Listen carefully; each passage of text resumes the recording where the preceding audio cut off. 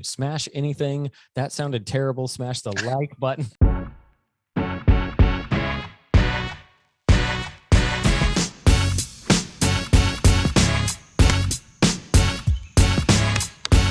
my God!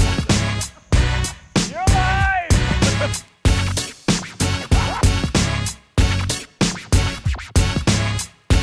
Welcome to another exciting, long overdue episode of Gripping Golf Podcast. I'm your host. Along with me is Dave the Miller. How are you, Dave? I'm well. How are you, Billy? I'm just doing fantastic. I've got the par 3 tournament going on here in the old office at home, and Nice. I don't know. I don't think anybody can hear it in the background, but it's there and it's going on. So someone just took a swing. I don't know who that is. Can't tell. Nice. But yeah, before we get started, this is our Masters preview episode. The Masters clearly is happening this week. Lots and lots of big news surrounding the Masters, and we'll get to that stuff. But first, quick mention of our sponsors: Sycamore Ridge Golf Club out there in Spring Hill, Kansas. Senior View for their lead and applicant management tool, and then always Nelson Hill, who has the highest quality of leather golf products you can have. If you're looking for any sort of shopping or discounts along those lines, you can check out the description in this episode, whether you're watching it via YouTube or listening to it via any podcasting platform. Those links are in there along with the promo codes. All right. So, Dave, this has been long overdue. It's like you never left. That just rolled off your tongue so nicely. I may or may not have written some stuff down to read, which may or may not be on my screen right now. So there's all sorts of preparation, trying to be, it's a new year for Billy. Let's get organized. Yeah. Let's do some stuff. Let's be better at this podcasting. We've got an audience. We've got some YouTube followers. We should do better for the fans, because you know what? They love us. They love us. And we love them. And we love them. So I'm going to get right to the point. Let's just get right to the point here. Tiger is back. What are your thoughts? He's back. On Tiger? I think it's great. I think it's always great when he's in a tournament, for one. Right. It's even better when he's in this tournament after what happened last year and all the doubt surrounding that in the first place. Right. And I think it's just fantastic. Last year, the doubts of him ever being able to play again with the car accident. Right. But that's what you're meaning by that. Yeah, it's pretty remarkable. And, I'm not the most educated on his what actually happened to his leg and everything, but it's very comparable from what I understand to Alex Smith. And Alex Smith was a spiral fracture. I think I'm saying that's a spiral fracture, which is hard to come back from. So the fact that what are we 14 months removed from this happening? It was February of last year, I believe. And then he is going to be playing. I mean, and all signs are this Wednesday, which we're hoping to release this episode later tonight. And it looks like he's going to be playing. I am with you, Dave, on this. I think it's amazing that he's back. I will say there is a little bit of, frustration, a little bit of, I think it's amazing news. I think it's awesome that he's coming back. But it gives me a little bit of anxiety about the fact of how it used to be when we watched golf, when it was only about Tiger. It was only Tiger on the screen. And I think yesterday, and this is not meant to be mean to anybody, it's just the reality that this big of a headline takes away from some of the other things that are potentially happening in golf. And rightfully so. I'm, again, not saying this is a bad thing, but it's a little bit frustrating, specifically when you watch, on the range at the Masters or Masters on the range or whatnot. And I promise you, they've barely left the coverage of him yesterday. And it's really cool. And they can find great things to talk about, but it gives me a little bit of Thursday, Friday rounds. And I hope he makes the cut Saturday, Sunday. What are we truly going to see in terms of coverage of this Masters? I think that's kind of where my brain is going to a little bit. And I think your brain goes that way because of your marketing background and things like that. And I think it's perfectly normal to think that way. Right. And you're right. It has been the story. I mean, we're hearing stories about he's not wearing a pair of Nike shoes. Right. That's a dominant story. Yeah. But on the flip side, so it takes away from guys like the Cameron Smiths out there that are having a heck of a year and, is trying to win a green jacket. But on the flip side, it's also taken away from the conversation about Phil Mickelson, which the folks at Augusta National are very thankful for. because they don't want to have to address all those questions of Right. why he's not playing and things like that. And they Right. did, but it was just a brief little media thing. It wasn't a full blown situation like it could have been. Right. So it's good and it's bad just for those reasons exactly. But everybody likes a comeback story. This is Tiger's third or fourth comeback story. Yes. But this one, yeah. And the crazy thing is they're all self-inflicted, but this one he literally almost lost a leg. So yeah, it makes it just that much more interesting, I guess. Yeah, that's a really good point. Yeah. I think if you grew up in my generation, your generation too, of Tiger Woods was the guy. And so I think there was a little bit of fatigue in those early 2000s but that's when golf was really, I'm not saying it wasn't mainstream, but really had a jolt in terms of participation, exposure. I mean, you got to think, I wish I could draw these dates in, but that was about the time that they started showing like the full golf course at the Masters too. Right. Because because that was like, oh, people will watch. Well, they rode that. And so I think for me, I'm still slightly jaded by how much coverage Tiger got every now and then in terms of, rightfully so, he's arguably the greatest player of all time in golf. But there's also a lot of people that like that break that he took in I guess it was the mid 2008, 2009. That was really fun to watch all those other Bubba Watsons, the Ricky Fowlers start to come into their age there. So I think it's awesome he's back. I think he's going to do huge things this week. I think history will be made. Sure. So I'm excited for it. There's definitely an argument to be made for that. I think the history itself is just going to be the fact that, if he makes the cut and he's able to compete in all 4 rounds and not just, fall away by the wayside. Right. I think that would be history itself. And I know you've not been out there, but you always hear about the course has much more elevation than you see on TV. And that's 100% true. And I, as an out of shape fat person, struggled walking on some of those holes. What year were you there? And you were there for practice rounds, or were you there? Yeah, we were there for the Wednesday practice rounds in the par 3 in 2019. So 3 years ago. The year he won. The year he won. Exactly. Wow. Yeah. In fact, I was drinking some tea out of my 2019 Masters Cup. So cool. Which I happened to purchase tea from at Augusta. So yeah, like you really can't appreciate the elevation changes until you've seen it in person, and specifically number 10. That is a crazy hole. And to this day, I still can't fathom how Bubba hit his tournament winning shot from where he did, because on that left side or right side. Yeah. On the right side. Yeah. Because when you see it in person, it makes no sense how he was able to pull it off. Like that big of a hook. He literally had to hit it out, turn it 90 degrees, and it goes downhill and back uphill. And when I say downhill, it's downhill. I mean, it's a serious drop. But yeah, to see it is to fully understand how difficult it is of a task for him to be able to do it. So, and for him to come out and say, I can do this, I can play 4 rounds and I can win. That really says something to me about the work he's put in on his rehab, because, his leg is half robotic now. So, And we all wish we could be, I mean, eventually we're all going to be robotic. So, right. Yeah, exactly. Put our brains into computers and we don't even have bodies. It'd be a waste of computer space for us, maybe. I don't know how we're going to play golf, but exactly. Okay, we'll come back to Tiger a little bit more on that, but I want to get to some questions and I'll ask you, but then I'll answer them myself too. But what is your first Masters memory? What do you, as a kid, or as when you first started watching the Masters, what's the most ingrained moment in Masters history that you can physically see in your mind? That's a really great question. And the answer is Greg Norman melting down on the back 9.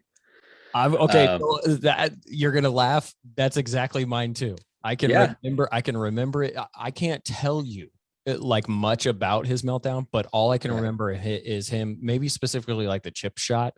I can remember just bits and pieces of it, almost as if they were like a dream that I had. Yeah. And that's kind Yeah. of I think, sorry, was I cut it, you off. Mhm. no, was it 11 that he hit the ball into the water? I can't, I'll have to go back and look specifically, but I mean, my dad would always, watch things like, the Indy 500 falls on his birthday a lot of times. So that's something that he always watches. And then the Masters was always something that he watched. And, I was just sitting there watching it with him and just like, man, this guy is falling apart.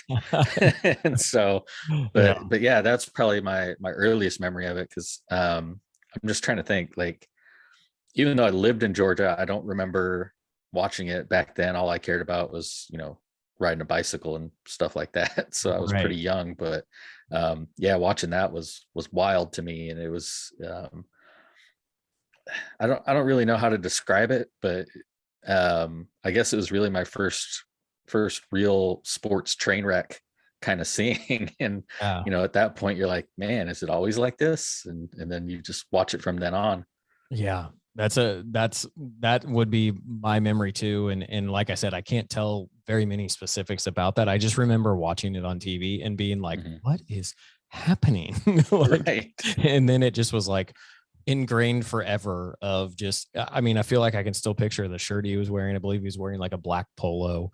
And you see it all the time, obviously, in replays, and that's partially because it's such a memory that will live, or a moment in history that will live forever of just that happening, which is good and bad. I mean, it sucks for him probably, but yeah, like he's past it. He's moved on by wearing tight swim trunks and creating a new tour in the hammerhead shark. Okay, so that was your first Masters memory. What's your favorite Masters memory? Gosh. Other than going there. Well, that can be it. I mean, it just maybe. Yeah. Going there was cool. I think as far as watching on TV, it all comes back to the same guy, Tiger Woods, just watching that chip shot roll in, was just insane. And that's yeah, even just sitting watching it on TV, you're like jumping out of the couch like, yeah, I can't believe it went in. That's so when you're right there celebrating with him and Stevie. Yeah, and that's when the Nike logo paused. Yeah. Too. Oh yeah. And the second you saw that, you knew it was going to be a commercial. Oh yeah, you're like, right? Yes, exactly. You're like, oh my god, yeah, it's perfectly timed. How'd they do that? Yeah, you couldn't have written that, right? I don't know. I'm for me, my favorite Masters moment, and I'll probably be shamed for this, but it was actually watching Sergio win. I think for someone that I don't know if he's maybe the most deserving. I mean, you can obviously put Lee Westwood up there and everything, but somebody that struggled in that tournament so well. And I probably say the same thing maybe later when Rory wins his first green jacket. And for me, I just remember watching it and just thinking like, please let it happen. Like, I just want it so bad for him. And then when he did, it just seemed like he was such a so gracious about it, and just he was a completely different golfer by then too. It was he weathered all the stuff from early in his career, all the stuff about pace of play and his grip change and all just the general hatred that people pile on a person for undeserved reasons, and then for him to come out that you're right, it was very well deserved. Very cool moment for sure. So Tom Watson, longtime listener, never been a guest on the podcast, is now an honorary starter this year at the Masters. Will you tune in and watch it? And do you normally tune in and watch the honorary starters? I don't typically, and that's usually just because of my work schedule, but working from home, I can probably try to make it work for that. But I think it's pretty great that he's an honorary starter. Because dude's awesome. Right? And he's from Kansas City. So yeah, right. I ran into him at a Costco. He's looking at beef. I mean, I shouldn't say I ran into him. I kept my distance and let him be. Other people were harassing him, but it just seemed like a normal dude that just happens to be really, really freaking good at golf. And yeah, I think he was also, I remember you telling this story in the past that he had the Kirkland KS1 putter in his cart and the wedges too. He was looking to make some changes in his game. Yeah. Right? Yeah, exactly. I heard the putters are on sale right now, by the way. I think they're down to $100. I may have to try one out again. I don't know if they're endorsed by Tom Watson. Yeah, exactly. No, I definitely every year try to tune into the honorary starters. I'm a big fan. I feel like it just kind of kicks it off. And honestly, the person that it's kind of dumb to say this, but like I remember like Bubba Watson talking about how he didn't want to miss that moment. And I was kind of like, oh, I never really thought about how cool and iconic that moment really is. And I think it's just going to be really interesting this year too, with Tom Watson being there. So I think it'll be really cool. For sure. You think anybody's going to try to advertise their own brand of golf balls in the background this year? I highly doubt that will happen again this year. You never know. Considering the last guy that did it got the band hammer, I don't see anybody trying it again. So I came across this, and I think it was on social media, and it was very interesting, and it was by Golf Digest, and I never had really. Okay, when we think about Tiger versus Jack, we typically only think about number of major wins, right? Jack being at 18 and Tiger being at 15. Do you have any idea how many major starts they have? No. Okay. That exactly. That's like, to me, this is like when we talk about gas cars, we talk about MPGs. When we talk about electric cars, we talk about how far they can go. Why is there a difference? So, I don't know. Yeah. And so take a guess. How many major starts did Jack have? I'm just curious if you can even, first, how many did Tiger have?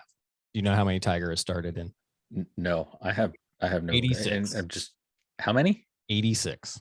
Okay. He's competed in 86 majors. Okay. So I would have to assume Jack probably had more, but I don't know. Right. But how many more? Somewhere between 20 and 40.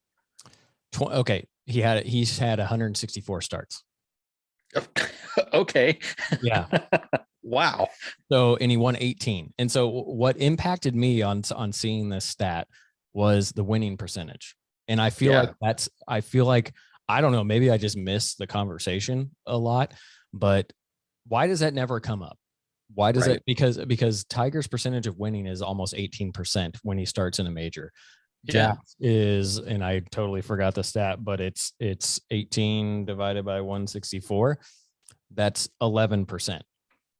So in terms of like percentages, the probability of Tiger winning and competing against Jack Nicklaus is 54% times better.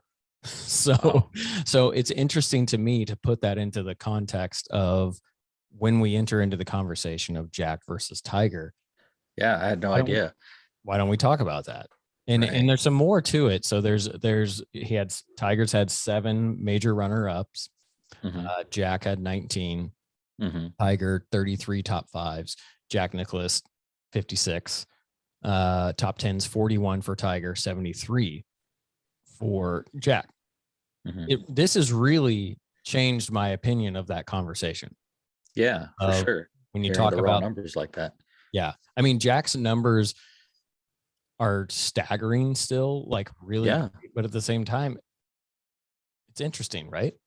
So. Right. And you always want to talk about, the competition that they face, and you could argue that there's a lot of golf Hall of Famers that Jack was up against, but I think, obviously he was Tiger Woods before Tiger Woods, and the fact that he was blowing it past everybody. And I just don't know, other than Arnold Palmer, did he really have any true rivals out in the game, that were just racking up majors like he was? And it's hard to compare eras, I think, just between the equipment, the players, and all that stuff. And but yeah, just hearing the numbers like that, it really does put it in a different perspective. Yeah. It changes. I think you can't compare them. First off, there's no way to truly compare to the points that you just made of not necessarily that Jack Nicklaus didn't have the competition. It was just a different game back then. Right. Now now it's there's how to say this without sound, but it's like the dedication that almost every player on the PGA Tour has is not necessarily equal, but they're all working super duper hard. If this is the only thing they're doing, I'm not sure that you can say the same thing back when Jack was playing. I think you can say there were some, and those were probably what separated those people, Jack being one of them, from the rest of the golfers. But I think it's more the fact that it's just one of those things that I think it's just a different time in a game. So yeah. I can't believe you started twice as many. No, it's crazy, right? You would have never insane. Yeah, you would have never have known that. I mean, that in my opinion, you would have never have known that. So all right, let's get to it. Let's get down. Who are you picking? You can do multiple picks, but who are you picking to win the Masters in 2022? Who are your top picks? Oh man, I don't know. I mean, the sentimental picks, one you mentioned earlier is Rory. I really hope he gets one. If not this year, then soon, and just avoids that meltdown on number 10. That seems to get him every year. Just, avoid the cabins, Rory, please. Obviously Tiger is another sentimental pick. Right. But in the text message chain that we had earlier with the guys, I don't think they're wrong. John and Pete both picked John Rahm for their top guy for the win. I think based on how he's been playing this year, I guess the media wants you to believe that he's struggling with his putter. I don't know if that's necessarily the case or not, but he's always a very strong pick to win any tournament that he's in, especially a major. The guy is just insane in a good way. Like, the mentality that he goes into things is just no fear, and he'll knock down a wall to get the win if he needs to. So I may have to jump on the bandwagon with those guys. If not, I really like Colin Morikawa as well. So, got to root for my Asian brothers. And it'd be cool to see another young gun, so to speak, win the tournament. Yeah, I think it's hard not to jump on the bandwagon with top picks. I mean, there's so much content out there that's supporting that they're going to win and stuff like that. And for me, I'm gonna pick Tiger. I think Tiger. I think it would just be unbelievable if he did, and I think that's just such a cool thing to even think about. I'm even with the Rahm. I think that's a great pick. He's such a class act. But I'm gonna throw JT in there for me. I think Justin Thomas would just be. I think he's just deserving of it. He works hard. I think he's a little bit overdue. And I don't know. I think it was interesting. I think I can't remember if it was him or Jordan Spieth that said they just prepare just like it's any other tournament. If you put that extra pressure on you, you're not going to perform. Right. So I think that was Justin Thomas that said that this week. And so I think those are my three picks: Tiger, Rahm, and Justin Thomas. Yeah, I think those are all three very good picks. Yeah, and the same picks that everyone's making. So yeah, and then it's just going to be somebody coming out of nowhere to win it. So exactly. Well, Dave, it's been fantastic. I know this is a quick hitting episode, but we're trying to get something out, obviously, before the Masters. You got any final thoughts on the Masters or anything before we wrap this up? No, greatest week of the golf year. I'm thrilled that it's here.